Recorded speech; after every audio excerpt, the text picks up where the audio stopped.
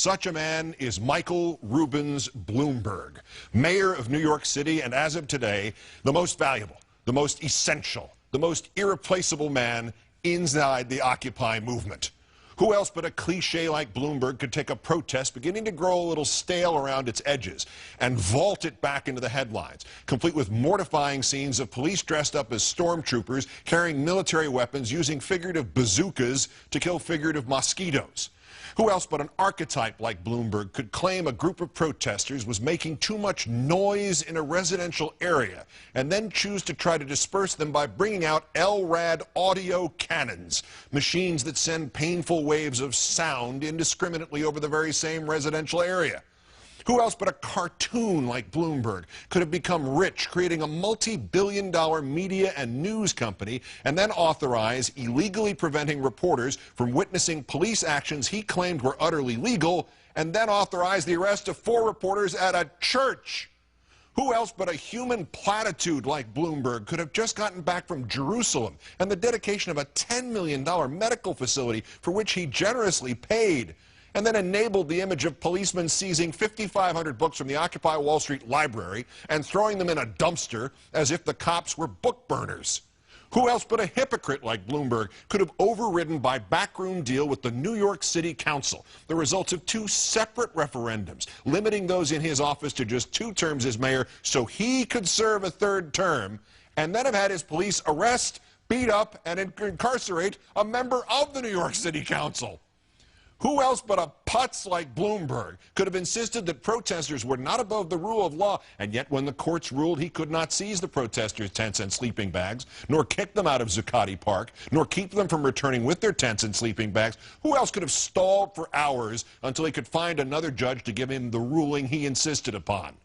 Who else but the epitome of tone deafness that is Bloomberg could have better illustrated the fundamental issue of Occupy when he puts the entire weight of the most people-driven city in the history of the earth behind already crushingly rich and their efforts to grab themselves still more advantages from those people? And he himself is the 12th richest man in America. Who else but a publicity addict like Bloomberg could have enabled the arrest of 700 protesters on the Brooklyn Bridge, and yet 2 months later, frozen 20 square miles of New York City in gridlock traffic over 2 days so somebody could film another goddamned Batman movie on the 59th Street Bridge, leading to the inescapable conclusion that if you want to tie up a little traffic during a protest for equality and freedom from corporate domination on a bridge in New York City, you will be arrested. But if you want to tie up all the traffic during a goddamned movie shoot for the financial benefit of corporate domination, the city of New York will embrace you and give you tax breaks. Michael Bloomberg,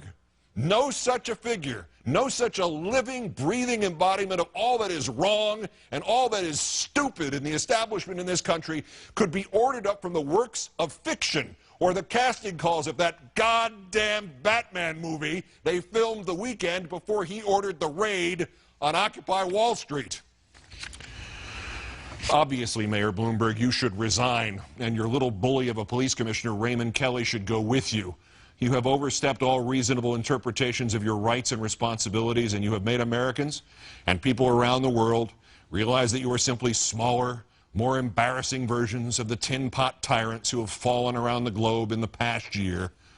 But as some of us first thought you might be back on that fateful September afternoon that sadistic cops pepper-sprayed 4 women who had already been trapped inside a police overreaction, and as we thought again the following weekend during the arrests on Brooklyn Bridge,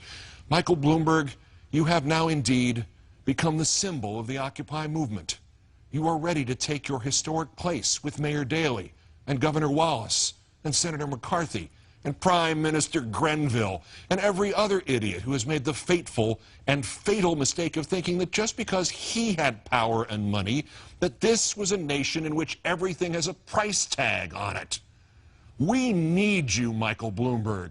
We need you to keep making these mistakes. Tone-deaf, sensibility-offending, world-changing mistakes like the pepper spray and the Brooklyn Bridge and the paramilitary assault on Occupy Wall Street last night. Hell, Mike, the freedoms of this wonderful and transcendent nation corrupted by the endless greed of you and the other dozen richest people in it, and the corporations who nevertheless have still managed to own you somehow. These freedoms will not be restored to us in just the next 2 years.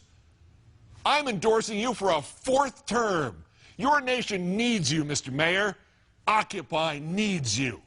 Bloomberg now, Bloomberg tomorrow,